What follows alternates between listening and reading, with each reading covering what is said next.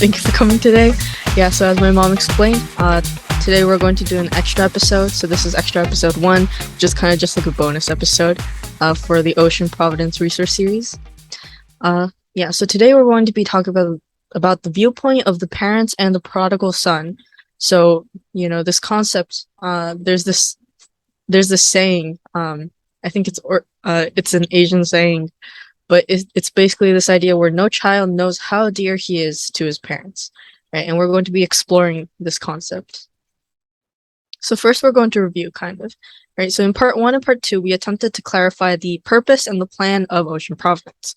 So in part 1.1, we defined what world peace exactly was and what the ultimate goal of True Parents was with regards to world peace. And in part 1.3, we specifically focused on the hunger issue that the Ocean Providence aims to resolve. So we talked about, the plan that's called Ocean Providence, right? And how we are trying to, through Ocean Providence, resolve the hunger problem and create a world without hunger. And we also talked about in part 2, part 2.1 and 2.2, we discussed the concept and the practical examples of Ocean Church and the hobby industry base. So we especially went into detail about like this vision of this hobby industry base, exactly what True Father envisioned for it, what his ideal was for this, right? So that included things like, of course, resolving the hunger problem, right? Having blessed family members, leading the world economy, going beyond boundaries of nation and religion, realizing, interdependence, mutual prosperity, universally shared values, and really living for the sake of others as a hobby lifestyle, right? Now, the ultimate goal we also talk about is world peace. And True Father explains in his autobiography, I have lived my life with just one thought. I want to bring about a world of peace, a world where there are no wars and where all humankind lives in love. What I want is to wipe away completely the walls and fences that divide the world in myriad ways and to create a world of unity. I want to tear down the walls between religions and between races and fill in the gap between the rich and the poor. Once that is done, we can reestablish the world of peace that God created in the beginning. I'm talking about a world where no one goes hungry and no one sheds tears. So he basically he defines what world peace is, what this goal for world peace should include, right? And to reestablish that world peace that God had created in the beginning, we need to tear down the walls between religions, unify religions. We need to tear down the walls between races, unite all people, and we also need to fill in the gap between the rich and the poor and resolve the poverty and hunger issue and bring about equalization. And in order to do all of these, right, True Father came up with methods. He came up with ways to do this. So in order to resolve poverty and hunger, he came up with method 1 and method 2, which was to distribute ample supplies of food at low cost, and 2 was to provide technology to overcome poverty. And all of these things included so many different things. And you can see, through the things that he's invested in and all the things that he's done, that he was really working toward these different aspects. So True Parents really have given us such clear instructions and this clear plan to work with regards to Ocean Providence. But the reality is that we've not yet been able to put this plan into action, because if we had, then the world hunger problem might not be as bad as it is now, right? But it is. So why is it, right? Why is it that, we see that despite this clear plan, despite these instructions, we haven't been able to accomplish these goals? So in 1994, True Father laments, even at the end of the 20-year course, he says, only I am left at the end. He says, I started Ocean Church Providence 20 years ago, but only I am left at the end. Everyone threw it out on the way and disappeared somewhere. The next 20 years will be your time. Are you all ready to go this way? So in 1994, this is 20 years of American Ocean Providence, 20 years of True Father investing in Ocean Providence in America. And yet, even after 20 years, True Father was still lamenting. He had to still lament the fact that many members had still ran away from Ocean Church. Now, we might wonder, right? Maybe this happened because the hunger problem in Ocean Providence is not really part of the main Providence, right? So many of us might say, the hunger problem should be solved by not us, but by other people of this world, right? We have other priorities. And maybe Ocean Providence is not really part of the central providence. However, True Father had clearly stated that it's our responsibility. He says, you unificationists, we must fulfill your responsibility to lead them and care for these people. You should go to the developing nations and become instructors and teachers at kindergartens, elementary schools, middle schools, high schools, and universities. You should improve standards. This is how you can save people who would otherwise starve to death. They first need to know how to fish effectively. So True Father was constantly trying to persuade us, right? We're supposed to be his followers, the people who really believe him and God, right? But he had to try to persuade us constantly, right? True Father has spoken on many occasions about Ocean Providence, and he's held many workshops to train members on the ocean and has tried to persuade us. He says many Americans like that kind of seafood, and I knew that, so I pioneered and developed every aspect by myself. Then I had to convince the members. I watched many of them escape from Ocean Church during these past 5 years, but I kept on going. Now, in recent years, thankfully, fortunately, we've had many opportunities to talk to the youth about Ocean Providence.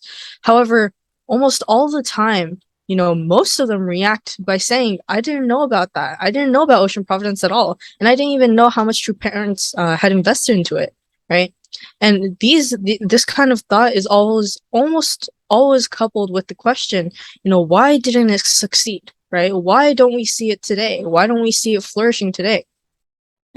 Why did the fish powder project, which has so much potential, fail, right?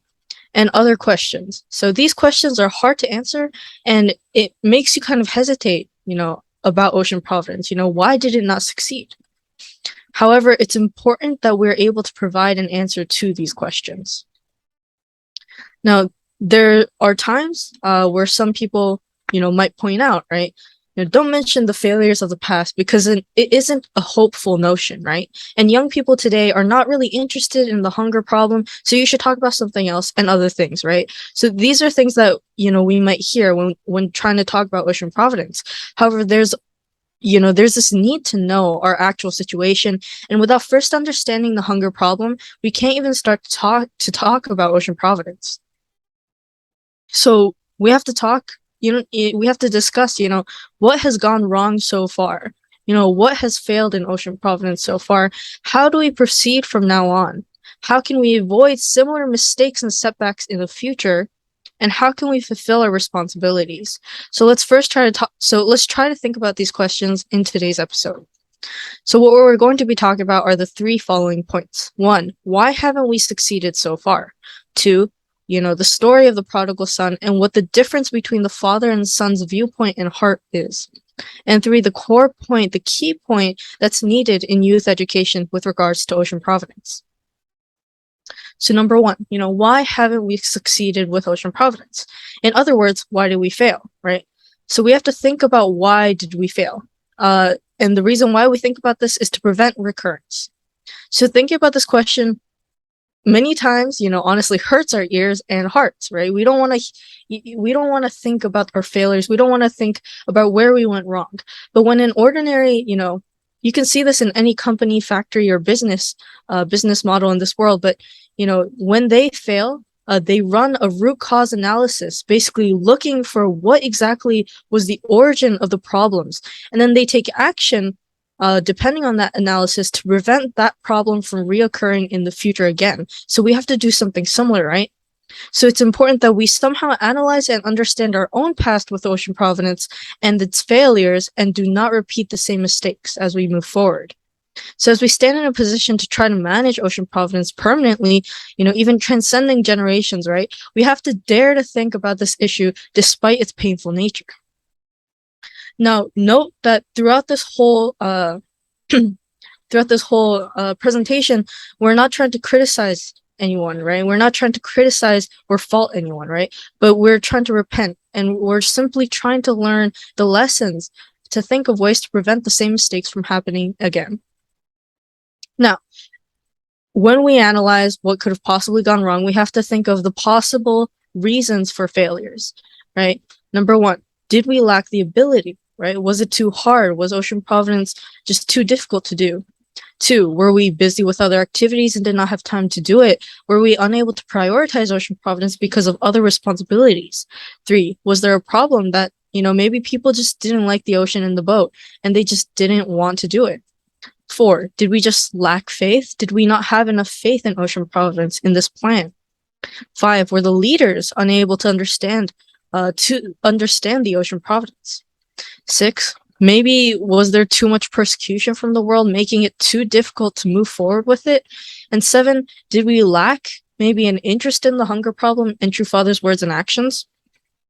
So we're going to be taking a look at these 7 possible reasons for failures and going to be trying to figure out which one is the root cause. So number 1, did we lack the ability? So certainly, there must have been many aspects that people just simply lack the ability to accomplish, right?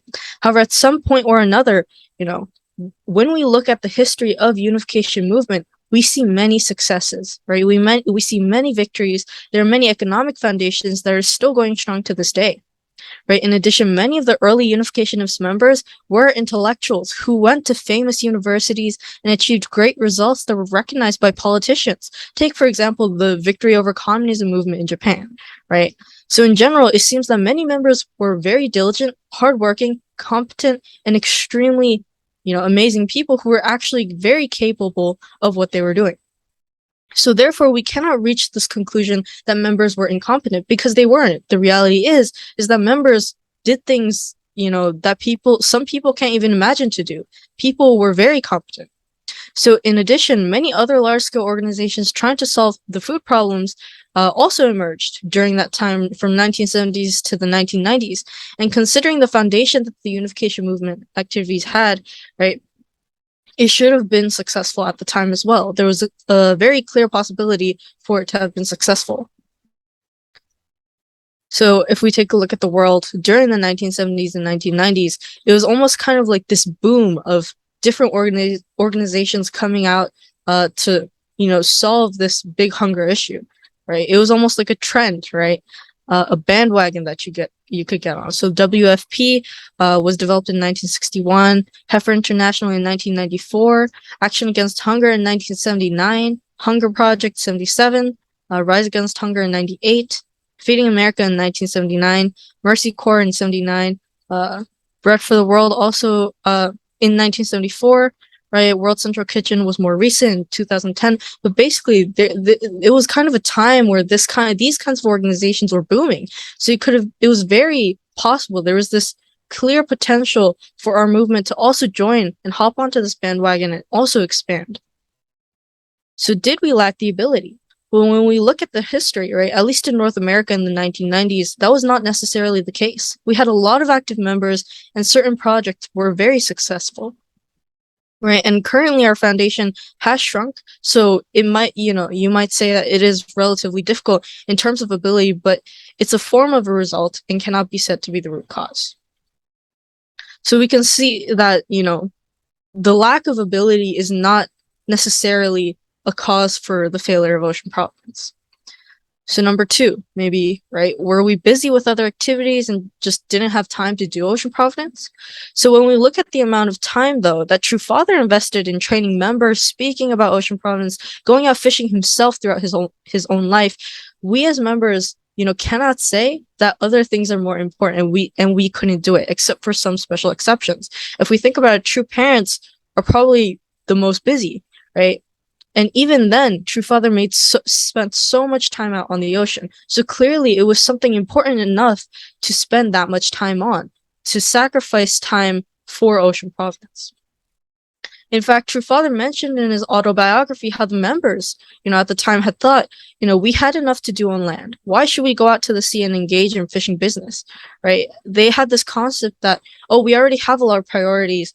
We don't need to prioritize ocean businesses, right? It's not as important. We already have so many things to do. Why do we need to focus on other things? So, many people did not consider the work on the ocean as important, right? So as Blessed Family, it's important. It's important and absolutely true that we have many things to do, right? We have a lot of things, a lot of responsibilities that we have, right? Especially for full-time members. But it seems that as a whole, right? As a whole, organizations, we hadn't understood the true value of Ocean Providence, and we didn't sacrifice, we didn't sacrifice for it, right? And instead, we went for the short-term work that was right in front of us and prioritized that instead. Now, these are some just reactions of the members, right? In 1963, True Father explains, in a similar way to how we receive life from water, we need to go out onto the ocean and pass through a series of trials there in order to become capable of surviving the trial we will face on land. Chonseung-ho was an exceptional boat. It sailed throughout the Yellow Sea and caught many fish. The reaction of many, though, was that we had enough to do on land and that there was no need for us to be going out onto the ocean and catching fish. I sensed, however, that the world was about to enter an oceanic era. The launching of Chonseung-ho was small, but precious. First step in opening that era. So, members, at the time, right, when True Father when he established Chonseung-ho, many members, were kind of doubting, right? They were kind of thinking like, oh, there's so much to do already. Why do we need to add this to our plate now? So, was a big reason because we were too busy with other activities, because we had our other priorities, right? So it's definitely true that members had a lot of responsibilities, but the reality is that True Father himself had talked about, trained, and shown us so much with regards to Ocean Providence. Therefore, it's not logical to say that we had no choice but to prioritize other things over this, because clearly True Father put a lot of priority into Ocean Providence. So we as well can't say that, we didn't have the choice, right? So that's obviously not a cause. So rather than saying that we were busy with other activities, isn't it more correct to say that we failed to completely understand the value of the work on Ocean and did not consider it as a priority? We hadn't seen Ocean Providence as important as other things, which is why we decided, oh, it's not something that I need to prioritize. And because of that, we decidedly didn't have time for these activities.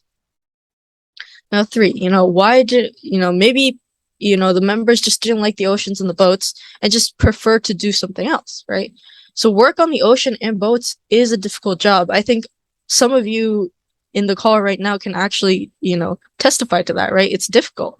And in fact, according to the Occupational Safety and Health Administration in the United States, ocean and fishing jobs have by far the highest fatality rates and are the most dangerous industries. So we can also see that True Father many times, mentioned the fact that members were afraid of the sea and hated boats. In fact, True Father, when he sent out 150 boats, and he had built them in the US for training members, these boats, were either sold or abandoned, and most of them were sent to mission sites around the world, but they were also sold or abandoned. So it kind of shows that members, despite the importance of it, they didn't like the boats, right? So this is in 1963, where, members in Korea were showing dislike toward the ocean and the boat.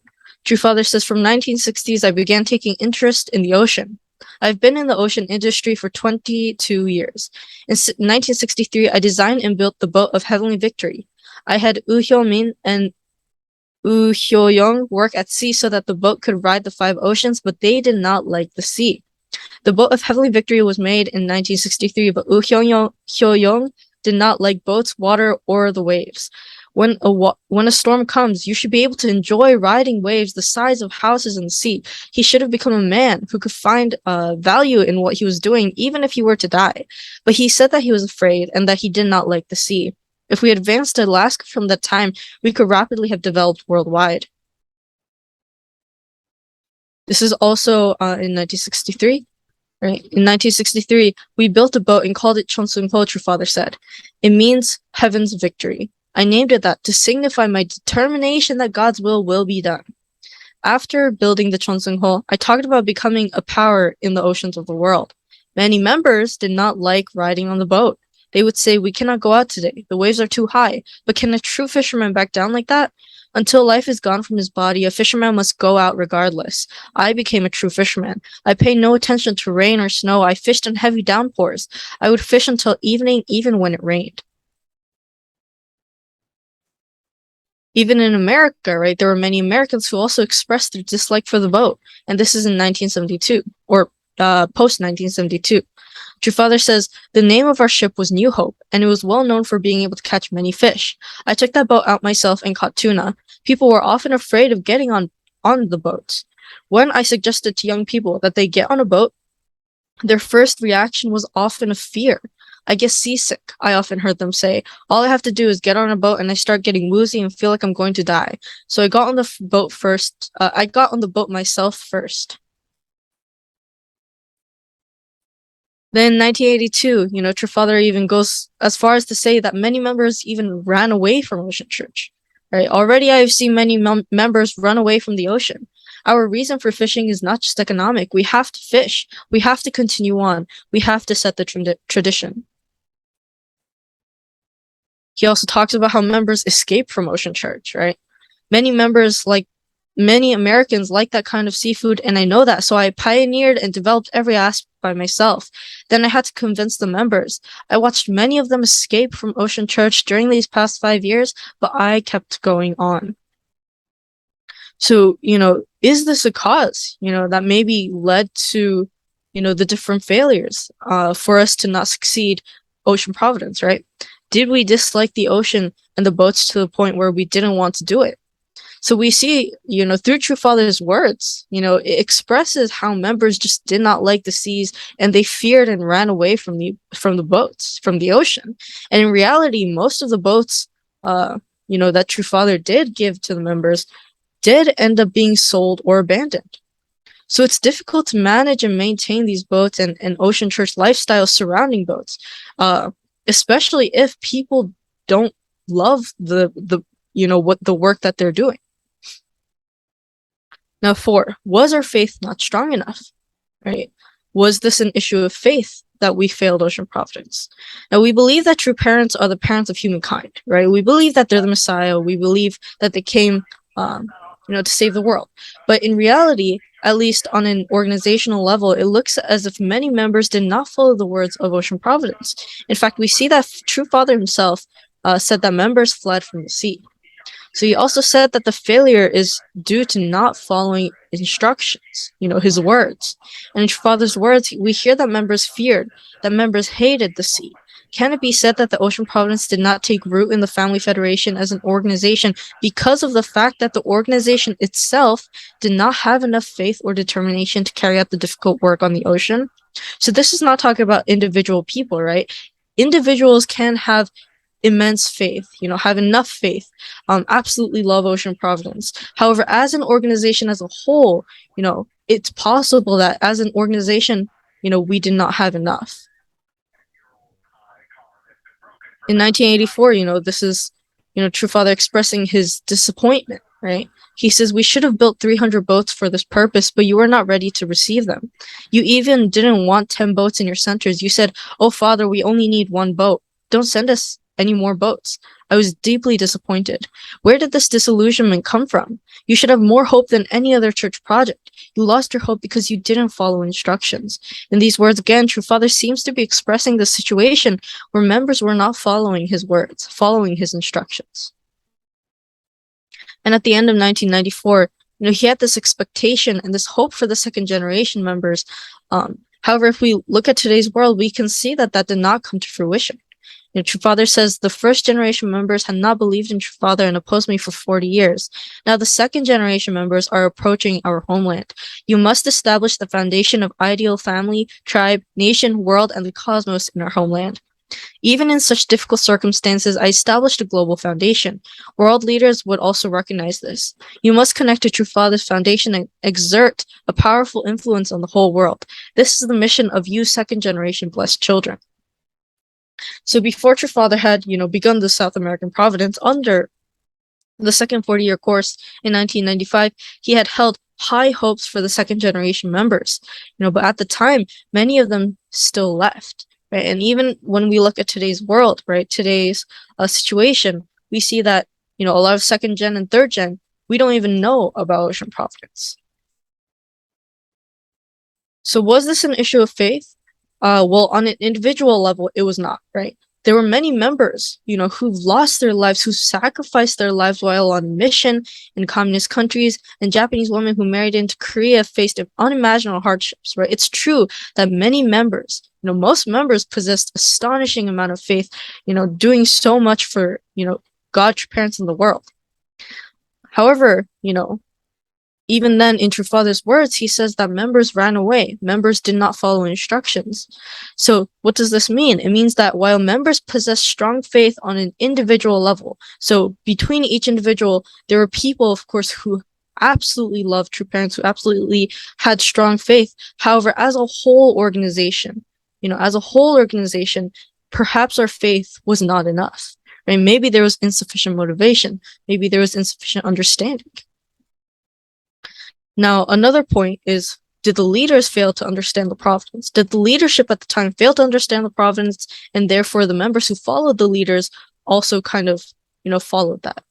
So when we read True Father's words, God's will in the ocean, he talks about how the content of his message kept shrinking as it was passed down from leaders to members. So in Champomogyong Book 2, he also expresses how, church leaders try to run away, making excuses and doing whatever they can to prevent True Father from going fishing, right? They would say things like, oh, True Father, the waves are too high today, oh, can we not go out, they were trying to make excuses so that, True Father didn't go out fishing. So from True Father's words, it seems that at least a major part of the leadership, did not understand Ocean Providence. However, his words regarding Ocean Providence was always available for members, right? Even if the leaders, didn't understand Ocean Providence, True Father did have his words recorded for the members to look back at. And it was available especially for the English, Korean, Japanese realms, and True Father did train members all across the world on the ocean. So it seems that Ocean Providence was basically widely misunderstood, not understood by leaders and members alike. In 1982, this is kind of words where True Father's instructions were not being relayed from leaders to members. So he says, so far, no matter how clear and creative the directions were, they have not been digested and accepted. And the reason, he says, is that the message dwindled with each step from the leadership to the members until it no longer made sense when it got to the members. In 1996, this is True Father talking about how leaders were preventing True Father from going out on the sea because they did not understand. Right? Around the world, 20 million people die of starvation each year. How can we save them from dying? I do not go fishing for fun. When I fish, I gaze at the ocean and think about those 20 million people who live across that great ocean. I have to open the way to save them, even if it means offering my own flesh and blood. No one has ever considered this. Fishing is my strategy to take time to think about them. That is why I am trying to catch a lot of fish from the ocean and distribute them. Without the ocean, there's no way to save starving people.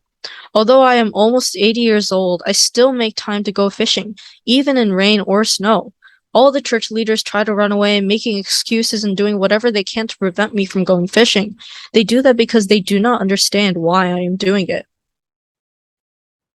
And even by, the year 2004, right? This is, I think at this point he's like 80 or over, right? There was still this lack of understanding even after 40 years of Ocean Providence. He says, you unificationists must fulfill your responsibility to lead them and care for these people. You should improve standards. This is how you can save people who would otherwise starve to death. This is why I sent 4 boats each to 160 nations. You are thinking, what's the use of doing that? Because your hearts and minds are not enlightened. But I am telling you, you must do it.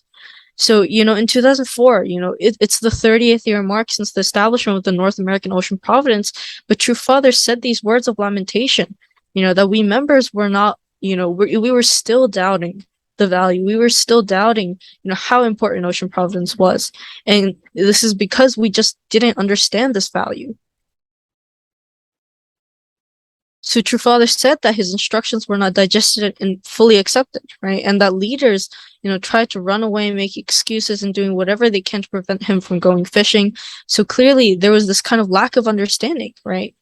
And not only that, not just leaders, but members in general also, had received a lot of ocean training in North America, South America, Korea, all over the world. However, still, Ocean Providence became less and less known as time passed on. So it seems that overall, so again, this is not on an individual level. Individuals, may have understood, but overall, members and leaders alike did not come to this full understanding of Ocean Providence and why True Father went out fishing so much. Now, point 6, maybe was there too much persecution, right? Was it just too hard to keep on continuing, right? So persecution, as we know, was strong throughout Japan in particular, but it wasn't as strong in the United States. I'm not saying it wasn't strong, but it wasn't as severe as it was in other places throughout the world, especially in the later years.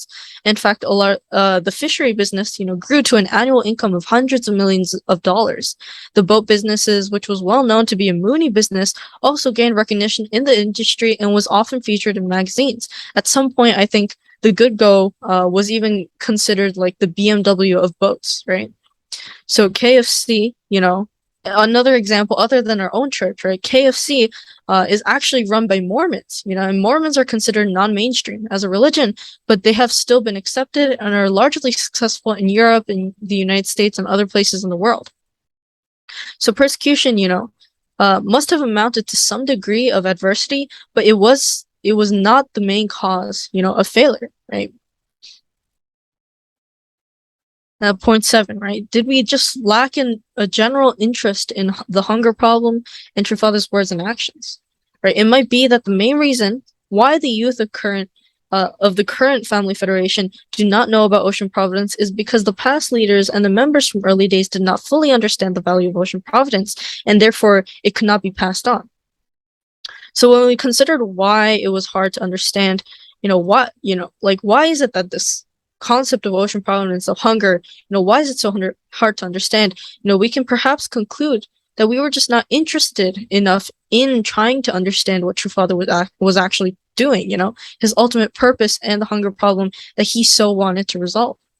So it's clear from his words, right, that True Father considered the hunger problem a very important issue. However, we do not hear much about it in our movement, right? When we consider why that is, it might be because we just weren't interested in, taking the steps to understanding this topic. Right? In 1986, he talks about, how we weren't understanding his goal, his desire, and his hope, and, that a lot of members, ended up running away from his boat. He says, I know that in the future sometime in each of the 50 states, even if they have to sell their Capitol building in order to buy one of these boats, they will do that. So he's explaining the value, this ultimate value of the One Hope boat. But then he continues, but now some unification members feel they don't even want to look at these boats and they want to run away from their boat. I see that kind of thing. My goal and desire and hope is built into this boat, but the young American members don't understand this and sometimes they try to run away from this boat. Then in 1985, True Father talks about how members, don't really think of the suffering and, the hunger to be important. Right? He says the problems of the world aren't so important to you. There are situations today in some countries where millions and millions of people are starving. Can you understand that? No, you cannot understand that. What I have to do is to connect the better side of this world to the spiritual world. And then I have to turn my eyes down into the deepest hell and I have to pay attention to the most miserable situations. I have to solve that whole thing. So in 1996, he, talks about how no one has considered the hunger problem, right? Around the world, 20 million people die of starvation each year. How can we save them from dying? I do not go fishing for fun. When I fish, I gaze at the ocean and think about those 20 million people who live across that great ocean. I have to open the way to save them, even if it means offering my own flesh and blood. No one has ever considered this. Fishing is my strategy to take time to think about them. That is why I am trying to catch a lot of fish from the ocean and distribute them. Without the ocean, there's no way to save starving people. Although I am almost 80 years old, I still make time to go fishing, even in rain or snow.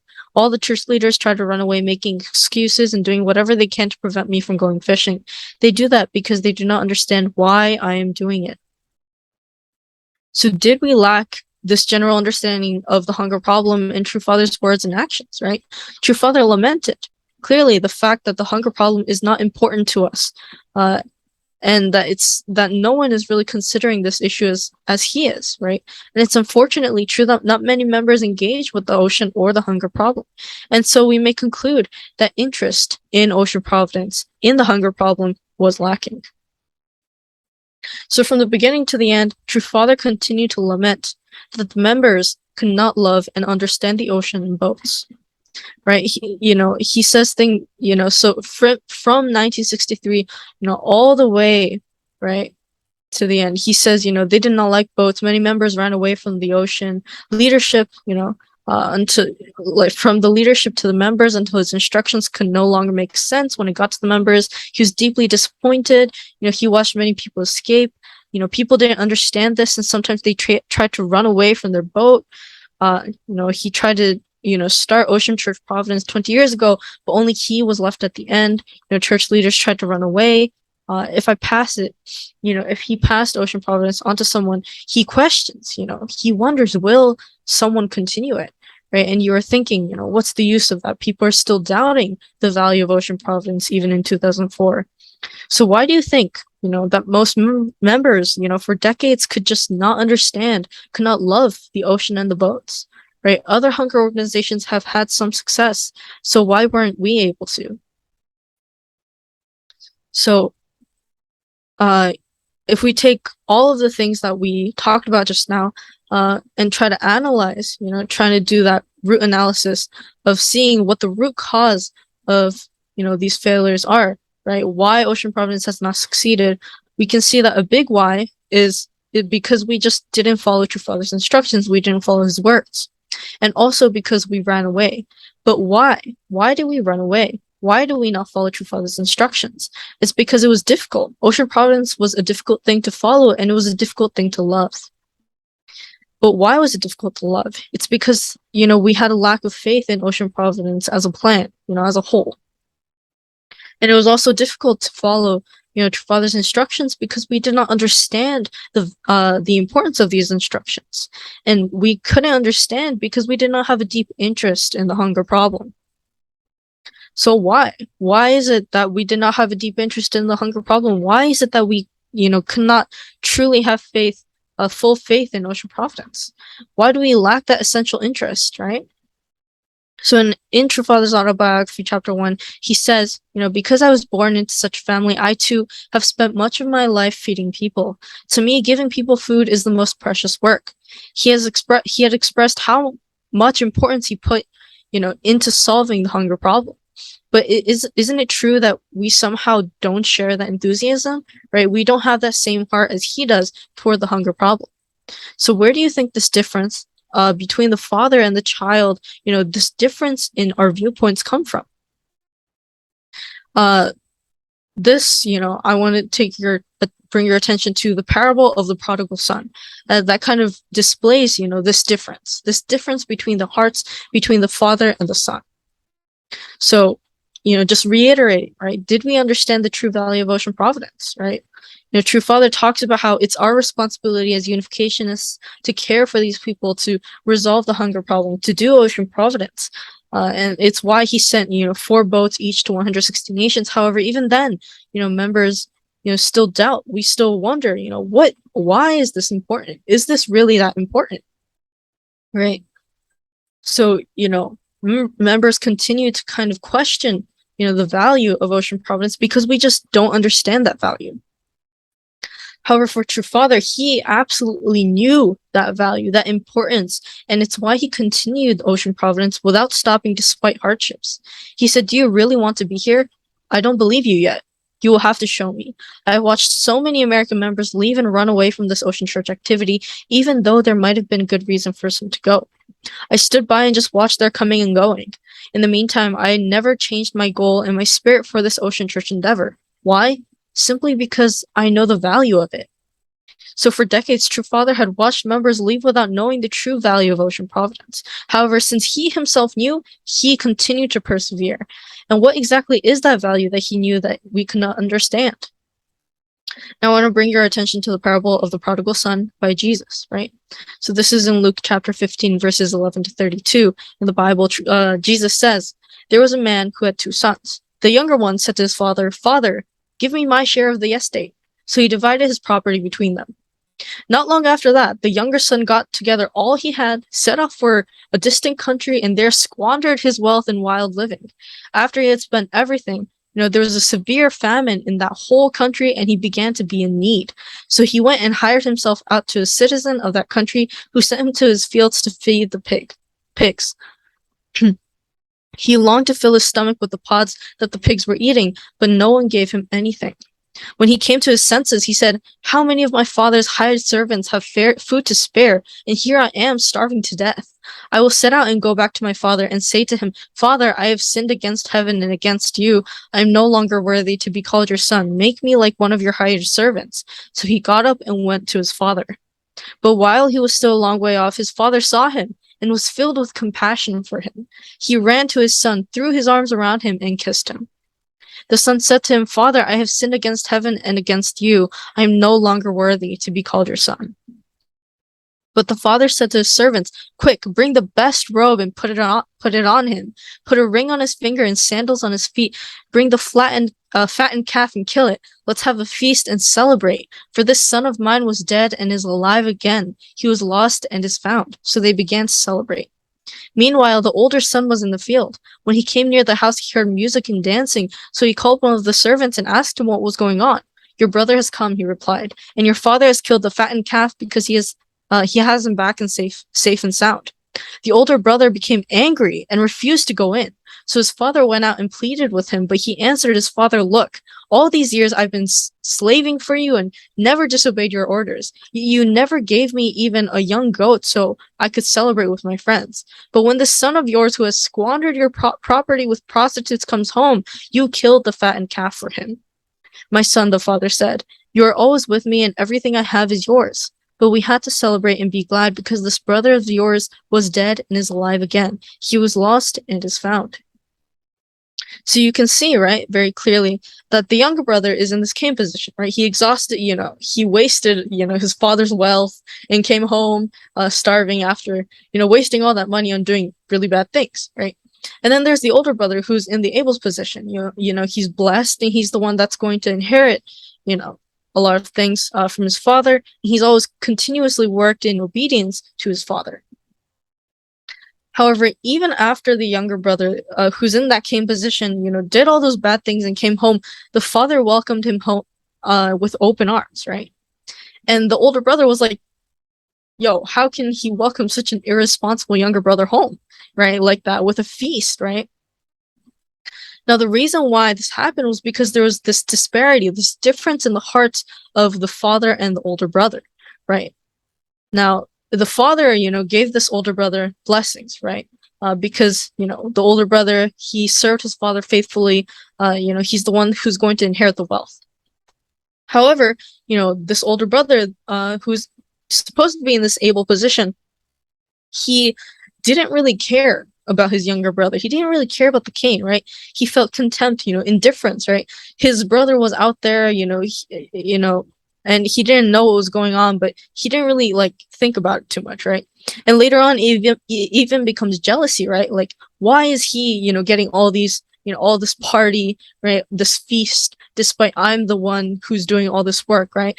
But in contrast to that, right, the father gives unconditional love to the prodigal son. The father absolutely loves the prodigal son despite all the things that he's done wrong. So there's this very big difference between, the father and the older son's viewpoint. So what is the viewpoint that Abel should have? What viewpoint should Abel have as they're blessed, as he's blessed by God? So one example in the real life, right? In real life of what Abel's position of attending and receiving God's blessing is none other than North American, this Protestant country in the Christian cultural sphere, and the Cain position is the Catholic realm of South America, right? So what is it that America, North America should be feeling for South America? Should it be indifference? Should it be contempt? Or should it be worry, right? Should it be the desire to help? Well, True Father clears this up by saying, the United States must stand in the able position as a true elder brother nation representing the world, and South America, in the restored Cain position, must become one with North America. North America must stand in the position of Abel and save South America, which is in the position of Cain. For this to take place, everything must be invested. If the people of the United States adopt my mentality and invest their life lives and resources for the sake of South America, saving South America will not be a problem. This situation is similar to an area of high atmospheric pressure seeking out an area of low atmospheric pressure. The United States, which is an area of high pressure, can save South America. Americans may say, we don't need poor South America, but we have to invest everything for the sake of South America. So we can see, right, that the older brother should become united with the father's point of view and worry about the starving younger brother instead of feeling jealousy. Right? So while the father is worrying for this starving prodigal son, this older brother should also wonder, how is my brother doing? I hope he's not starving. I hope I can help him, right? The older brother should have the sibling love for, the younger brother. So rather than indifference, rather than contempt or jealousy, along with the parent, the older brother should be worrying. And with that, unite, have this uniting, matching viewpoint, this matching heart. So then, of course, we know that the heart of God, the heart of our parent, is for Abel and Cain to love each other, and is to offer Abel up in order to love Cain. So God's providence, True Father says, is not to save Abel alone. Rather, God's providence is to save Cain by offering Abel. If the Unification Church is the world-level Abel Church, it must obtain victorious indemnity conditions by shedding blood worldwide and obtain Satan's signature on the victory deed. Only then can the Unification Church become a global Abel for the first time. So what True Father is saying is that in order for us to become a true Abel, we must unite with the heart of God and really shed blood, sweat, and tears for the sake of others, for the sake of our kings. So True Father, he was most worried about the food problem, right? He has stated multiple times that the food problem is the most pressing matter that humanity faces. He says, when I look at the world situation, I feel that securing sufficient food supplies is the most pressing problem. Solving the food crisis cannot be put off for even a moment. In 1985, again, right, this is kind of just what we talked about earlier before, but, members did not think about the suffering of hunger to be important. Richard Father says the problems of the world aren't so important to you. There are situations today in some countries where millions and millions of people are starving. Can you understand that? No, you cannot understand that. But then, True Father says, I have to turn my eyes down to the deepest hell and I have to pay attention to the most miserable situations. I have to solve that whole thing. So what is the viewpoint of true parents? What is the viewpoint of True Father, of God, right? So the problems of the world aren't so important to you, he says. But he explains that his viewpoint, right? He says that I have to turn my eyes down into the deepest hell and I have to pay attention to the most miserable situations. So the eyes of true parents are always constantly looking toward the most miserable situations in the world. If our point of view are not aligned with that, right, we won't be able to understand their heart. So we have to be able to align ourselves and also look down into that deepest hell and pay attention to that most miserable situation that true parents are. So we should match that point of view with true fathers, right? As people involved in Ocean Providence, we should be particularly concerned about the hunger problem that he constantly talks about. Now the plan becomes much clearer once we align ourselves with True Father's problems and goals, right? We then understand the value, we understand the importance, we understand the why, the big why of, what we're doing, right? So as we read earlier in his words, right, many members did not, right, many members did not have that interest in Ocean Providence or the hunger problem. They did not match that viewpoint with True Father. So in truth, not many second and third generation members, youths in North America today know about the Ocean Providence because of this. So don't you think it's important to consider such questions as, how do we get away from indifference and start truly caring about humanity's hunger issue? How can we finally take responsibility for the hunger problem? We must begin by feeling the suffering of our brothers and sisters around the world and taking an interest in them. So we must have concern and compassion for our neighbors. True Father says that the important point is concern for our neighbors. We first need to develop the heart that when we are eating enough to fill our own stomachs, we think of others who are going hungry and consider how we can help them. True peace will not come as long as humanity does not solve the problem of hunger. If the person next to me is about to die of hunger, peace is a mere luxury. So True Father asks youths, to love humanity as brothers and sisters. he asks us to act, basically as a family under God, as people who truly love each other as siblings. To become a global leader, he says, a person must consider the whole world to be his country and all humanity to be his brothers and sisters and not be overly concerned that he does not know what the future may hold for him. Love among siblings means that one sibling is willing to go hungry if necessary so that his older brother or sister can eat. His brother or sister can eat. The global leader is someone who loves humanity as he loves his own family.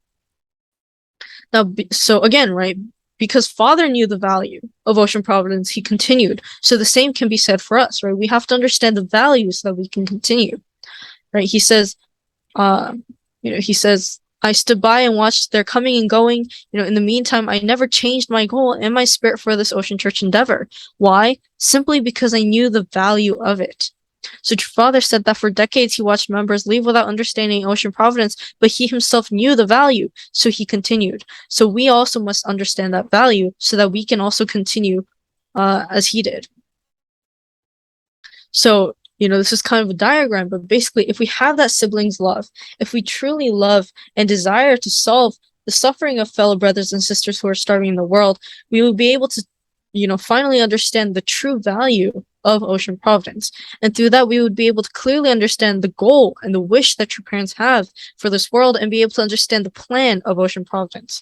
And then from there, we would be able to understand the current situation that we're in of Ocean Providence and from there, just become a person who will be able to execute that plan of Ocean Providence until it absolutely succeeds. Now, this is the final part, but basically, this is kind of a proposal for a key component that we need to have in youth education with regards to Ocean Providence. So how can we educate and raise young people to basically understand Ocean Providence? How can we raise young people to want to continue Ocean Providence and never give up as they move forward? Well, if one of the main reasons that Ocean Providence, kind of was set back is the premise that, it's difficult to feel interested in the starving brothers and sisters around the world, then how do you think we can get youths of today to develop this interest, right? Here is one of the solutions that we kind of propose. So first of all, the issue is that it's hard to feel interest in the starving brothers and sisters of the world, right? It's kind of hard for people, especially us in the United States of America, right? We're in a developed country, so it's kind of hard to relate to any of the situations, across the sea, right?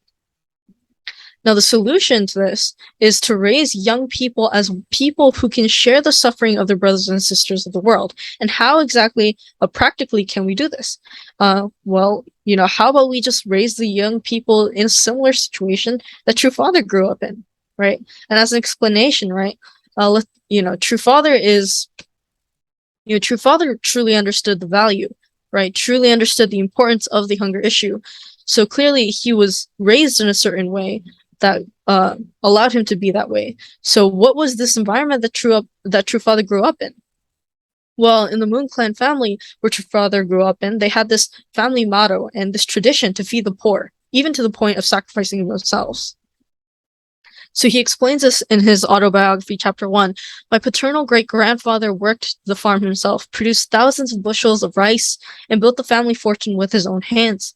He never smoked or drank liquor, preferred instead to use that money to buy food to give to those in need. When he died, his last words were, if you feed people from all the regions of Korea, then you will receive blessings from all those regions. And then he continues to say, by the time I was born and was growing up, much of the wealth that my great-grandfather had accumulated was gone, and our family had just enough to get by.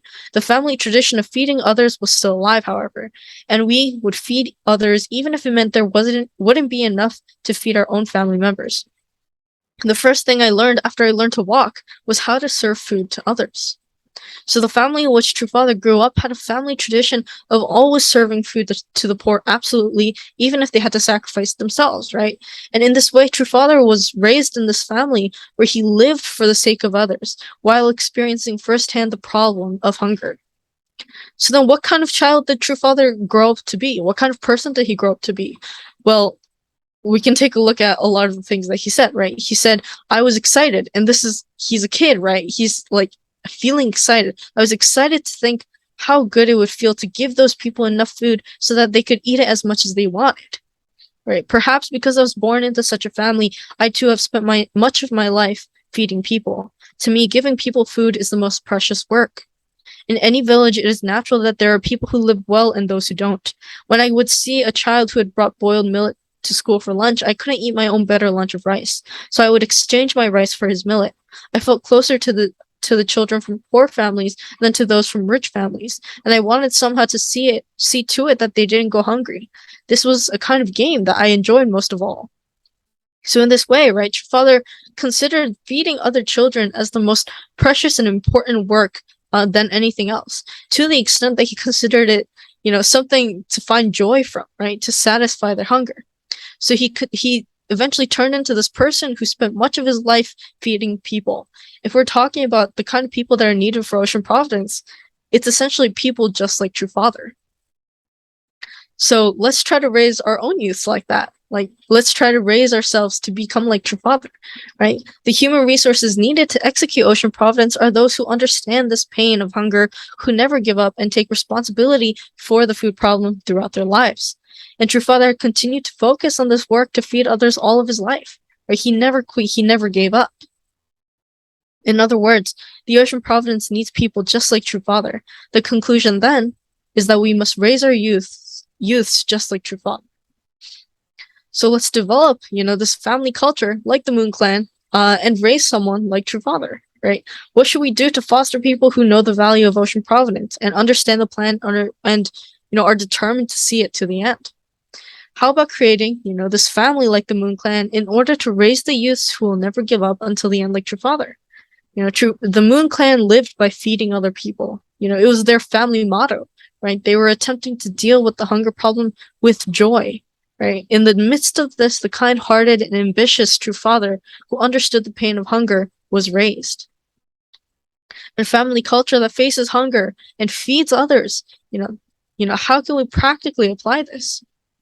Well, there are many things that we can do, as we are now, right? We can donate, or sponsor suffering children, such as African orphanages, right? We can travel together to a developing nation and learn about the suffering firsthand. We can also engage in activities that specifically contact and, where we go specifically contact and help vulnerable suffering people in local society. We can also participate or volunteer at local programs like soup kitchens with children and homeless people. Right? And as True Father, essentially as True Father wished of us, we should go to developing countries and become a family that does real and concrete projects to feed the poor. So in summary, right, in this way, if we create a family environment where the members come into contact with the problem of hunger firsthand and related social problems and learn to live joyfully for the sake of others, the children in that kind of environment will naturally grow up to be ones who can feel real compassion toward the starving brothers and sisters of the world. Won't they be able to truly understand the Ocean Providence?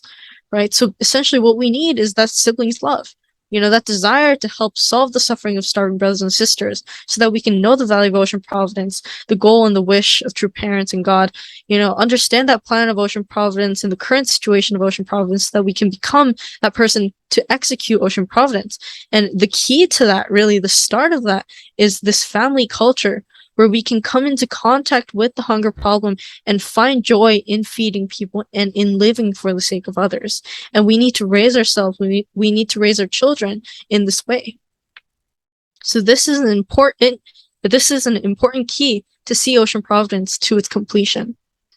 So in summary of this whole entire presentation, right, True Parents essentially saw there were many setbacks in the field of Ocean Providence. And when reading True Father's words, we see that the key to these setbacks, the root, was basically not understanding the true value of the Ocean Providence. And one of the chief reasons why we cannot understand that value is because of a lack of interest in the starving people and not aligning our viewpoint and heart with True Parents. So one suggestion for how to nurture young people, who do not give up on Ocean Providence is to recreate the environment in which True Father himself grew up in. In other words, create a family culture of feeding others at our own homes so that we can, succeed in Ocean Providence in the future. Thank you for listening.